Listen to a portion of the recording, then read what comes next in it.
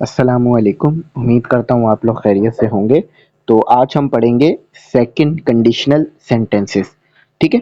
अच्छा, याद रखिएगा, इससे पहले हम जो है वो फर्स्ट ज़ीरो पढ़ चुके हैं। ठीक है। और बेसिक भी समझ चुके हैं। चलो सबसे पहले डेफिनेशन देखते हैं। ये बड़े मज़े के हैं, वैसे आप पढ़ोगे ना तो इसमें आपको एक अजीब सा मज़ा आएगा पढ़ने में। ठीक है। तो सबसे पहले डेफिनेशन देखते हैं कि डेफिनेशन हमारे पास क्या है। देखो, पहले आसान अल्फाजों में समझ लो, फिर किताबी बातें भी पढ़ेंगे। ये आपके ऊपर ना, ये जो सेकंड कंडीशनल सेंटेंसेस है, इसमें आप ऐसी बातें करोगे जो कि हो नहीं सकती, लेकिन फिर भी आप करते हो। फॉर एग्जाम्पल, आपने अपने बचपन में या कभी ना कभी किसी को कहते हुए तो सुना होगा कि यार अगर मेरे पास पर होते तो मैं परिंदों की तरह उड़ता। देखो, उसने लगाया है अगर। अगर लगाया है यानी इफ आएगा। ठीक है। यानी कंडीशनल सेंटेंस तो बन गया। अब ये आता कौन से में है? सेकंड में आता है। यानी वो काम जो नहीं कर सकते या पॉसिबल है ही नहीं, हाइपोथेटिकल है। देखो यहाँ लिखा हुआ है ना, हाइपोथेटिकल। तो उस बारे में जब आप बात करोगे ना, चाहे फ्यूचर में करो या प्रेजेंट में करो, तो ये आपके पास आता है सेकंड कंडीशनल सेंटेंस में। आसान कर लो डेफिनेशन को मजीद कि भाई ऐसा काम जो कि करना पॉसिबल ही नहीं है, लेकिन फिर भी उसके बारे में बात कर रहे हो, चाहे फ्यूचर में करो या प्रेजेंट में करो, तो इसको हम बोलेंगे, या ये आएगा सेकंड कंडीशनल सेंटेंसेस में। फॉर एग्जाम्पल, हम ये कह दें कि यार अगर तुम हर पेपर में 100 में से 100 लाओगे तो मैं तुम्हें साइकिल दिलाऊंगा।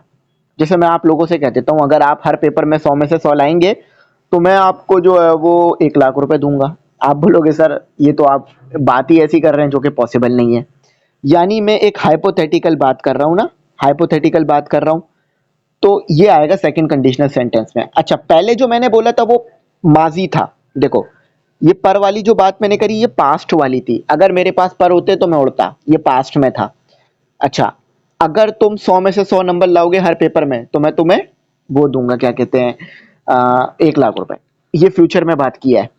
तो चाहे आप बात करो फ्यूचर में या बात करो आप प्रेजेंट में, इसमें आप यूज करोगे क्या? इसमें आप यूज करोगे सेकंड कंडीशनल सेंटेंस। समझ में आ गई ना बात? बहुत आसान है ना, कोई मुश्किल तो नहीं है। हम इससे ये भी कह सकते हैं, अगर मजाक मजाक में कहें तो ऐसी बातें करना जो हो ही नहीं सकती, यानी बस कह देना पॉसिबल ही नहीं है। ठीक है। वैसे मेरे दिमाग में एक लफ्ज आ रहा है, तो आप वो समझ गए होंगे कि मैं किस तरफ बोल रहा हूँ, यानी बड़ी बड़ी बातें करना जो पॉसिबल नहीं है। अब देखो, डेफिनेशन भी यही लिखी हुई है। Second conditional sentences describe unreal. और अनरियल एक आसान वर्ड है और उसका सिनोनियम है हाइपोथेटिकल। अनरियल और हाइपोथेटिकल यानी जो पॉसिबल ही नहीं हो सकता सिचुएशन। अब कोई भी इंसान पर लेके पैदा तो हो नहीं सकता ना। आपने कभी किसी इंसान को उड़ते हुए भी नहीं देखा होगा अपने पर से। फिल्मों की बात नहीं कर रहा, उसमें तो कुछ भी हो सकता है। इन द प्रेजेंट और फ्यूचर, प्रेजेंट में भी हो सकता है, फ्यूचर में भी हो सकता है। तो these sentences are, these situations are unlikely to happen but are imagine. ये सिचुएशन हो नहीं सकती लेकिन इमेजिन होती हैं, सुनने में अच्छी लगती हैं। फॉर एग्जाम्पल, अगर मुझे दुनिया का खजाना मिल जाए तो मैं जो है वो सबकी गरीबी दूर कर दूं। अब ये सुनने में तो अच्छा लग रहा है लेकिन पॉसिबल नहीं है। तो रियल बातों, रियल चीजों की तरफ आते हैं। स्ट्रक्चर देख लो, स्ट्रक्चर बहुत आसान है। अगर पास्ट के लिए कह रहे हो तो इफ आएगा, पास्ट सिंपल का सेंटेंस, पास्ट सिंपल का टेंस आएगा, वुड आएगा और फर्स्ट फॉर्म ऑफ वर्ब आएगी। समझ में आ रहा है? सिंपल सेंटेंस स्ट्रक्चर है इसका। देखो, अब इसकी एक एग्जांपल देख लेते हैं। अभी वो जैसे मैंने कहा ना, परिंदों वाली एग्जांपल दी थी या पर वाली। देखो, if I were a bird, अगर मैं एक परिंदा होता तो I would fly around the world, तो मैं पूरी दुनिया में उड़ता, या पूरी दुनिया का चक्कर लगा लेता, या पूरी दुनिया घूम लेता।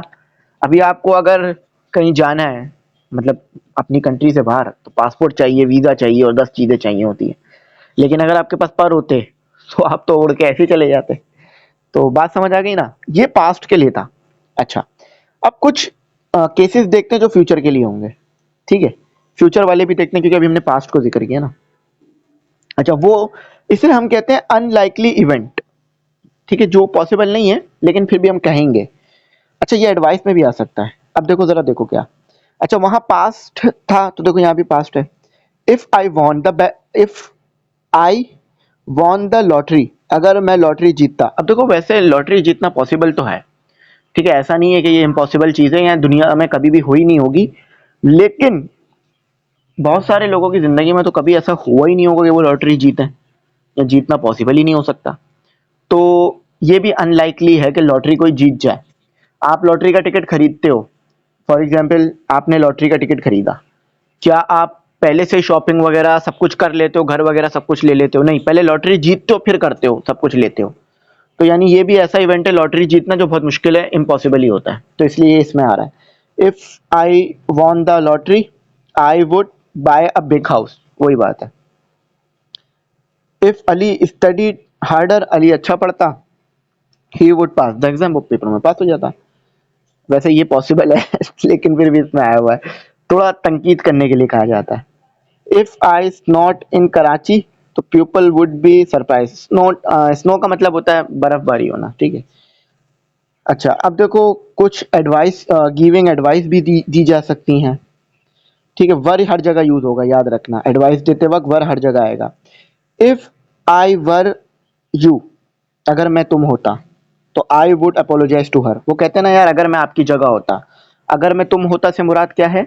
अगर मैं आपकी जगह होता। अक्सर देखो लोग क्या करते हैं, मतलब बदतमीजी कर ली, कोई गलत बात कर दी है, कोई गलत काम कर लिया, तो आपको कोई आके कहता है ना यार, अगर मैं आपकी जगह होता तो मैं सॉरी कह देता, तो आप कहते हो तो जाओ कह दो।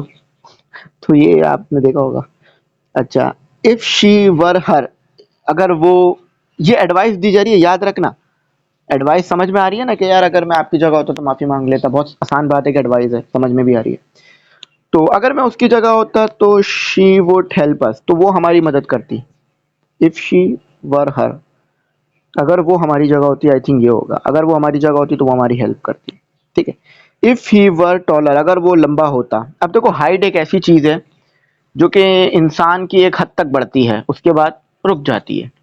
तो अक्सर लोग ये कहते हैं ना यार, अगर मैं लंबा होता तो मैं अपने हाथ से ही बल्ब बदल देता। लेकिन किसी को बुरा भला नहीं कहना चाहिए किसी की हाइट पर या किसी भी ऐसी चीज पर, ठीक है। रिस्पेक्ट करनी चाहिए लोगों की हमें। तो if he were taller he would be basketball player. अच्छा, आपने एक चीज नोट की होगी कि हमारी जो फिजिकल अपीयरेंस होती है, खास तौर पे हमारी जो फिजिकल बॉडी है, इसकी बिहाफ पर भी हमें बहुत सारी जॉब्स और बहुत सारी चीजें मिलती हैं। फॉर एग्जाम्पल, अगर कोई बहुत अच्छा लंबा इंसान है तो वो बास्केटबॉल प्लेयर बन सकता है।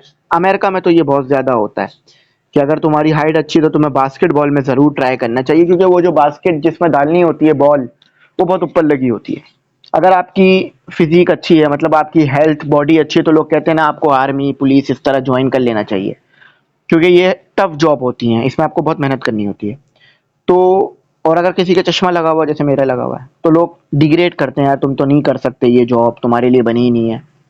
तो ये है कि किसी हद तक आपकी फिजिकल अपीयरेंस बड़ी इंपॉर्टेंट होती है जॉब के लिए या कुछ काम के लिए। फॉर एग्जाम्पल, आप गाड़ी चलाना चाह रहे हैं, आपकी उम्र कम है, तो आप नहीं चला सकते, है ना। तो आप ये भी कह सकते हैं कि अगर मैं 18 का होता तो मैं गाड़ी चला रहा होता। लेकिन आप 18 के हो सकते हैं, ये पॉसिबल है, लेकिन एडवाइस के तौर पे कह सकते हैं। तो आई होप मेरी बात समझ में आई होगी, कैसे ये यूज हो रहा है। आप इसका टेस्ट मैं ग्रुप में भेजूंगा, तो टेस्ट जरूर देना। अब मेरा एक काम करो, दो सेंटेंसेस ना आप बना के कमेंट सेक्शन में कर दो कमेंट। कोई अलग से बनाना, ये जो मैंने लिखे मैं ये नहीं बना देना, ठीक है। दो सेंटेंसेस बना के ग्रुप में, और मतलब कमेंट सेक्शन में भेज दो इसी वीडियो के। तो उससे ये होगा क्या कि आप पता चल जाएगा कि आपने तैयारी कितनी अच्छी रखी हुई है, ठीक है। तो आई होप मेरी बात समझ आई होगी। यहीं तक रखते हैं। Thanks for watching. अल्लाह हाफिज। कीमती दुआ में जरूर याद रखना।